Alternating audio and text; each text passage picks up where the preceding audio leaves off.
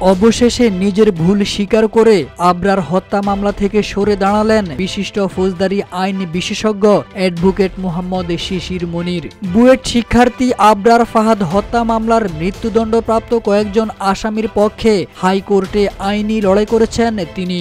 এর মধ্যে হাইকোর্টে এই মামলার আপিল শুনানি শেষ হয়েছে। মামলাটি রায় ঘোষণার জন্য অপেক্ষমান।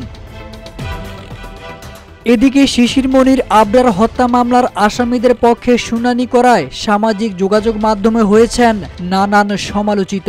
অনেকে ফেসবুক পোস্টে লিখেছেন, শিশির মনির ইসলামী ছাত্র শিবিরের সেক্রেটারি জেনারেল ছিলেন, তাই আবরার হত্যা মামলার আসামি পক্ষের আইনজীবী হওয়া শিশির মনিরের আদর্শের সঙ্গে যায় না।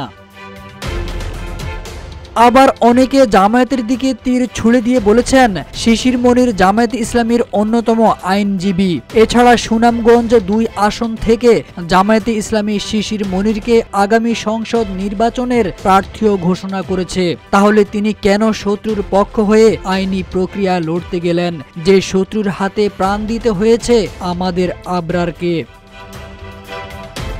এ অবস্থায় আবরার হত্যা মামলার আসামি পক্ষের আইনজীবী হিসেবে ভবিষ্যতে আইনি লড়াই না করার ঘোষণাও দিয়েছেন আইনজীবী মোহাম্মদ শিশির মনির। ফেসবুক পোস্টে লিখেছেন, হাইকোর্টে শহীদ আবরার ফাহাদের মামলার শুনানি শেষ, রায়ের জন্য অপেক্ষমান। বিস্তারিত ব্যাখ্যা দেওয়া সমীচীন হবে না। আমি আপনাদের আবেগ অনুভূতির প্রতি পূর্ণ শ্রদ্ধাশীল জানিয়ে শিশির মনির বলেন, আমি এই সিদ্ধান্ত নিয়েছি, হাইকোর্টে রায় যাই হোক, আপিল বিভাগে কারো পক্ষে আমি এই মামলা পরিচালনা করব না। বিষয়টি নিয়ে শহীদ আবরারের পরিবারের সাথে কথা বলবেন বলেও তিনি জানান। তারেক আজিজ খান, রূপালী বাংলাদেশ।